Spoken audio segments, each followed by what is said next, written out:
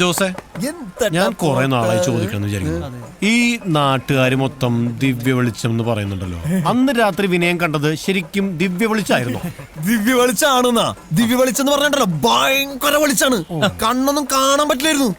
അത് ചെന്നിക്കുത്തല്ലേ? ചെന്നിക്കൊന്നും തന്നിട്ടല്ല. ഈ ദിവ്യ വെളിച്ചം എന്ന് പറഞ്ഞ സാധനം ശരിക്കും ഉണ്ടോ? പിന്നെ എത്ര നാളായി ശരിക്കും? ആ ദിവ്യ വെളിച്ചം. ഭഗവാന്റെ കാറ്.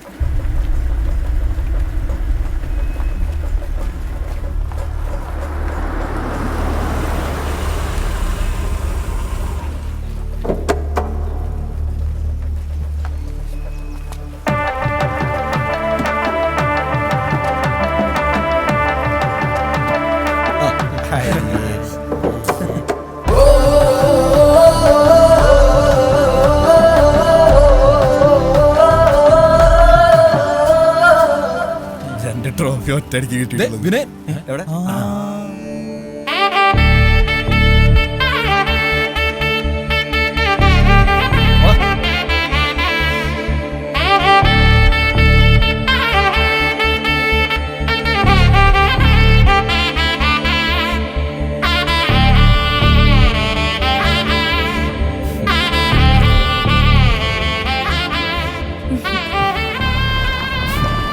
ബജരംഗ് ബിജു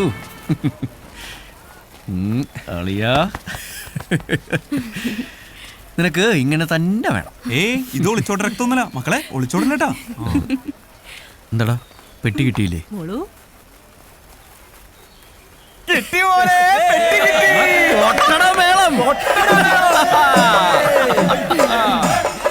ദിവ്യ വെളിച്ചം കണ്ട മഹാനെ.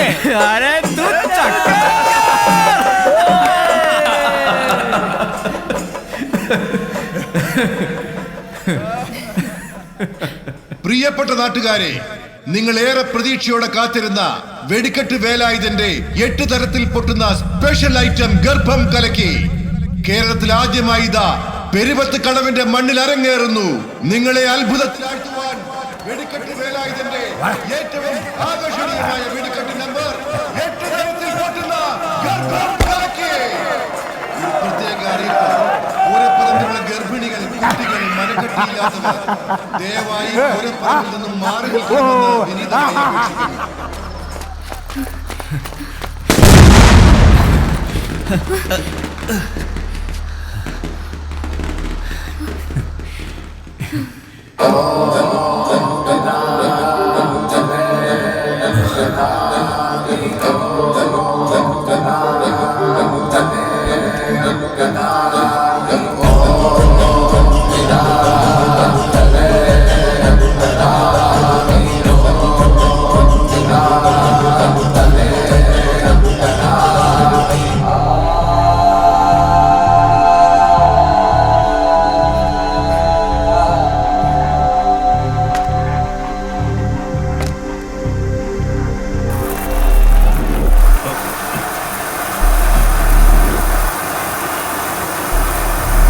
ഭഗവാൻ ഭഗവത്ഗീതയിൽ പാടി സംഭവാമി യുഗേ യുഗേ.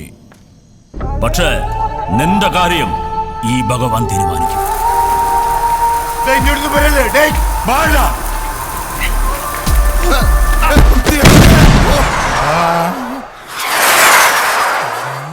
ഗർഭം കലങ്ങി.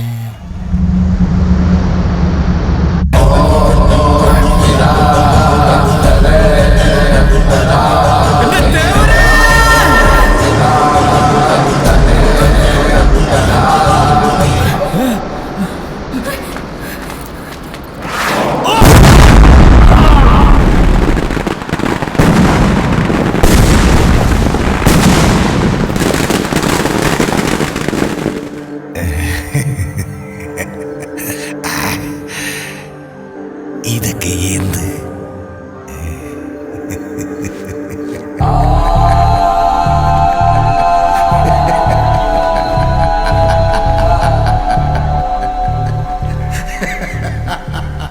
തേവർ വെടിക്കെട്ട് വേലായുധനായി വന്നതാണോ അതോ വെടിക്കെട്ട് വേലായുധൻ തേവരായി വന്നതാണോ എന്നറിയില്ല. ആ വെടിക്കെട്ട് കാരണം വിനയന് തൻ്റെ ശ്രീദേവിയെയും പെരുവത്ത് കടവുകാർക്ക് അവരുടെ ടാക്കീസിനെയും തിരിച്ചു കിട്ടി.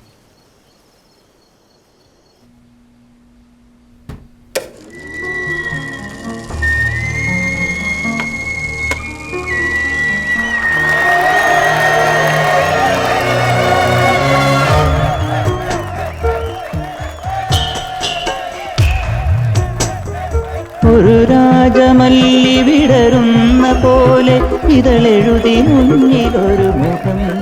വർഷങ്ങൾക്കിപ്പുറം ശ്രീദേവി ടാക്കീസിൽ സിനിമ എന്ന അത്ഭുതം വീണ്ടും ഉദിച്ചു. പൊടിപിടിച്ച ഓർമ്മകൾ വീണ്ടും ഉയർത്തെഴുന്നേറ്റു. വിനയൻ ഇന്നും കാത്തിരിക്കുകയാണ് തങ്ങളുടെ ശ്രീദേവി ടാക്കീസ് മാധവേട്ടന് തിരികെ നൽകാൻ.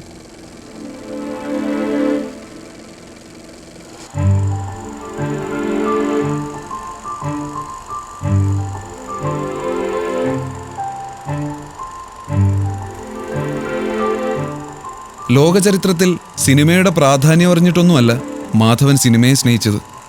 സിനിമയോടുള്ള ഒരുതരം അഭിനിവേശം.